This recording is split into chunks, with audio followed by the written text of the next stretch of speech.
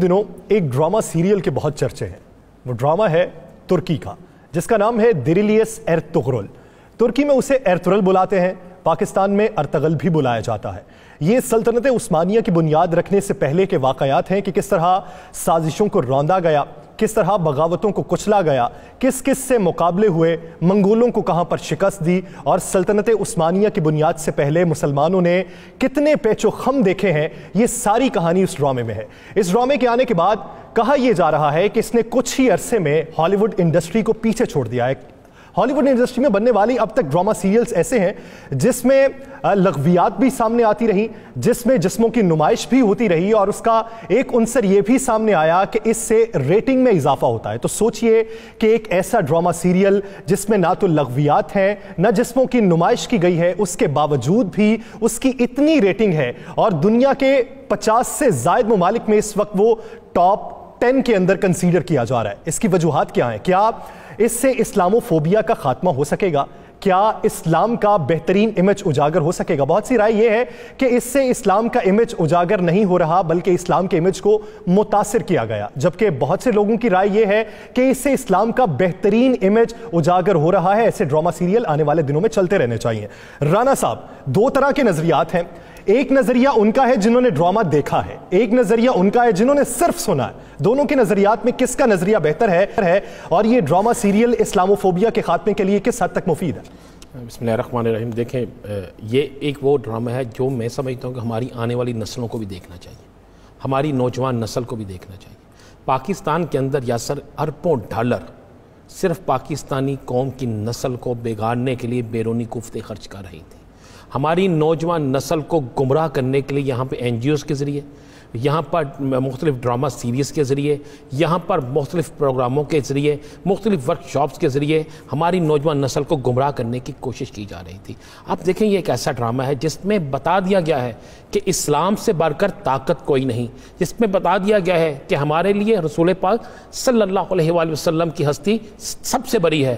اب جس طرح قرآن پاک میں ہے نا, لقد کان لکم فی رسول اللہ اسوۃ حسنہ, کہ اپنی زندگی کو رسول پاک صلی اللہ علیہ وسلم کی زندگی کے مطابق بسر کرو, تو اس سے بہتر اور کچھ نہیں ہے. اس ڈرامے میں یہ سب کچھ دکھا دیا گیا ہے, اور اس ڈرامے میں وہ نشاندہی بھی کر دی گئی ہے جو آج جس پہ اربوں ڈالر خرچ ہو رہے ہیں نا, جو اربوں ڈالر آج خرچ ہو رہے ہیں پاکستان کے اوپر, تمام مسلم ممالک میں گمراہ کرنے کے لیے, ہمیں آپس میں لڑانے کے لیے, بے حیائی پیدا کرنے کے لیے. کیا نہیں ہو رہا آج کل؟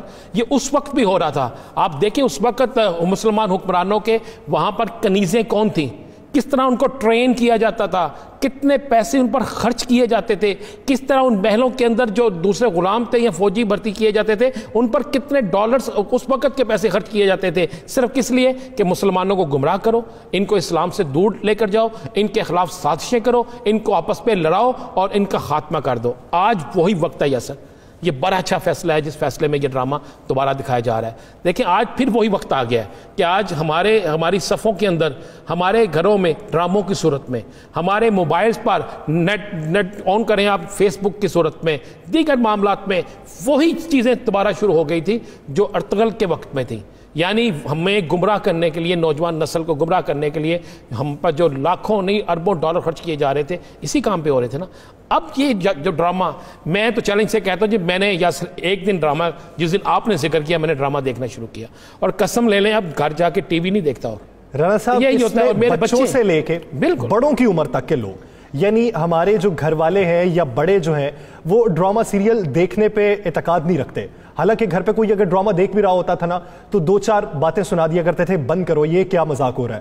لیکن اس وقت بڑے سے لے کے چھوٹے تک ہر کوئی اس میں اتنا محو ہے, نہ ٹائم کا پتہ ہے نہ کھانے پینے کا پتہ ہے, سب اس میں محو ہے. تو کچھ نہ کچھ بات تو اس میں ہے. دیکھیں بڑی اچھی, دیکھیں میرے بچوں نے بھی مجھے کہا, اور کہ جب رسول پاک صلی اللہ علیہ وسلم کا نام لیتے ہیں تو سب اس طرح ہاتھ رکھ کے یہ ادب سے ہو جاتے ہیں, اور جب وہاں پر دیکھتے ہیں کہ برا وقت آنے لگا ہے, آپ دیکھیں ہر مسلمان حکمران جو ہے, کامیاب حکمران, اس کے پیچھے ایک روحانی طاقت ہوتی ہے. روحانی طاقت کون ہوتی ہے؟ وہ طاقت جسے اللہ نے جس کی ڈیوٹی متعین کی ہوتی ہے.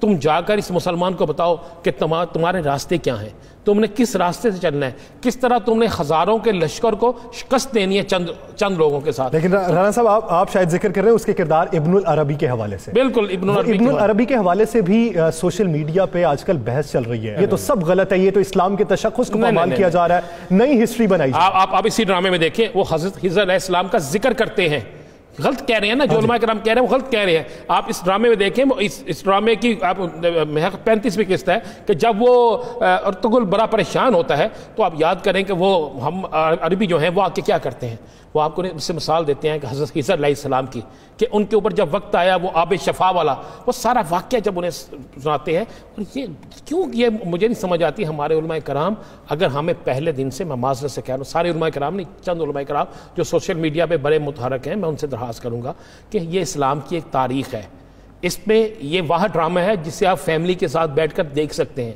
یہ وہ ڈرامہ ہے جو اس وقت میں ہمیں ان قوتوں سے نجات دلا سکتا ہے جو ہماری نوجوان نسل کو اسلام سے, ماں باپ کے رشتے سے, ماں باپ کے رشتے کے تقدس سے دور کر رہے تھے. یہ وہ ڈرامہ ہے. رانا صاحب ایک چھوٹی سی اور بات, ایک ایپلیکیشن ہے, اس کے اوپر موویز پڑی ہوتی ہیں, تو اس کے اوپر اگر آپ پہلے کچھ عرصے پہلے جا کے دیکھیں تو سب ہالی ووڈ کے جو ڈراما سیریز تھے وہ ٹاپ 10 میں آتے تھے. اس وقت کسی نے کوئی بات نہیں کی, کسی نے کوئی ان پہ فتویٰ نہیں لگایا, لیکن اب ان دنوں میں ٹاپ 10 کے اندر دریلیس ایرتغرل کا نام آتا ہے. اب سب باتیں کرنا شروع ہو گئے, اب یہ بھی کہنا شروع ہو گئے کہ ترکی جو ملک ہے وہ خود ایک سیکولر ملک ہے, وہ ہمیں دین کیا سکھائے گا, یہ جو جتنے اس میں ایکٹریس ہیں ان کی زندگی کچھ اور ہے, یہ ہمیں اسلام کیا سکھائے. لیکن زندگی ان کی کیا ہے, وہ اسلام کی بات کر رہے ہیں, ہمیں بھی ماضی دکھا رہے ہیں کہ اے مسلمانوں آپ کیا تھے. آپ کو پتہ ہے اس ڈرامے کو انڈیا کے اندر بین کر دیا گیا. انڈیا کے اندر اگر کسی کا موبائل پکڑے اور اس کے موبائل پہ اس ڈرامے کی کوئی پکچر بھی ہو تو اس کو سزا دی جاتی ہے. آپ کو پتہ ہے کہ کچھ اسلامی ممالک کے اندر جو برائے نام اسلامی ممالک رہ گئے ہیں, اس ڈرامے پر پابندی لگا دی گئی. کیوں لگا دی گئی؟ یہ ڈرامہ ایک تاریخ ہے. اس ڈرامے میں بتایا گیا ہے کہ یہودی ہمارے ساتھ کیا کرتے رہے. اس ڈرامے میں بتایا گیا ہے کہ جو آج کی عالمی قوتیں بنی ہوئی ہیں وہ عالمی قوتیں بننے کے لیے انہوں نے کون کون سے گنونے کھیل کھیلے تھے. اس ڈرامے میں بتایا گیا ہے کہ مسلمانوں کی تقسیم کس طرح کی گئی. اس ڈرامے میں بتایا گیا ہے کہ اگر مسلمان سچا مسلمان ہے اور رسول پاک صلی اللہ علیہ وآلہ وسلم کی تعلیمات پر عمل کرتا ہے تو اس کے آگے دنیا کی کوئی طاقت نہیں کھڑی ہو سکتی. اس میں بتایا گیا ہے کہ شہیدوں کو سلوٹ کس طرح کرنا ہے. اس میں بتایا گیا ہے کہ والدین کا ادب کیا ہے. اس میں بتایا گیا ہے کہ حالت جنگ میں ہو, جو بھی ہو, جب نماز کا وقت ہے تو نماز ادا کرو.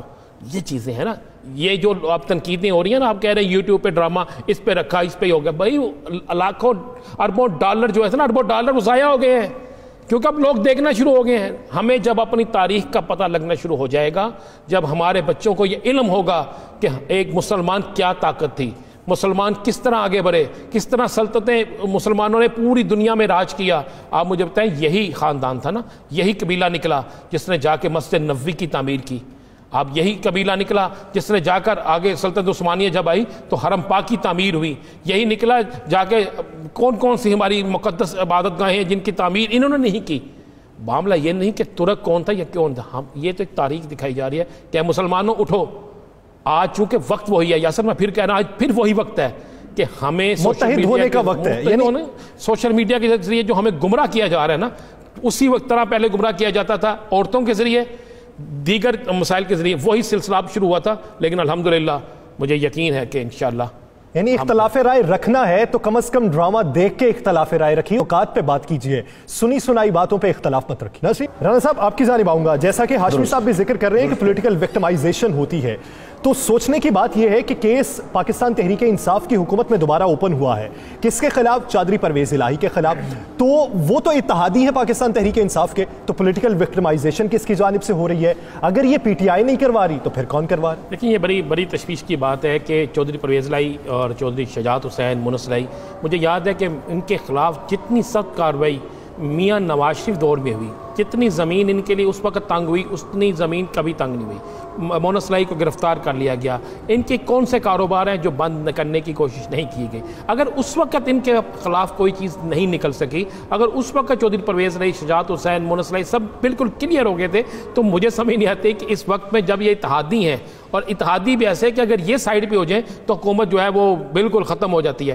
اس وقت میں نہیں سمجھتا کہ تحریک انصاف کچھ کروا رہی ہے. لیکن یہ ضرور ہے کہ ایک 19 سال پرانا کیس کھلنا, نہیں رانا صاحب اگر تحریک انصاف نے کچھ کروا رہی تو پھر کروا کون رہا؟ یہی تو دیکھیں یہ تو یہی بات جو ہے وزیر اعظم پاکستان کو سوچنی ہوگی، یہ تحریک انصاف کے کچھ لوگوں کو سوچنی ہوگی کہ اگر 19 سال پرانا کیس کھل رہا ہے، وہ کیس جس میں کوئی چیز نہیں ہے، تو 19 سال پرانا کیس بھی صرف ان کا ہی کھل رہا ہے، کسی اور کا نہیں. تو ایسی کون سی وجوہات ہیں، پیچھے کون ہے، کیا اداروں کے اندر کوئی ایسے لوگ موجود ہیں جو حکومت کے خلاف سازش کر رہے ہیں اور اتحادیوں کو آپس میں لڑانا چاہتے ہیں؟ یہ ایک چیز ہے جی. آغا صاحب کیا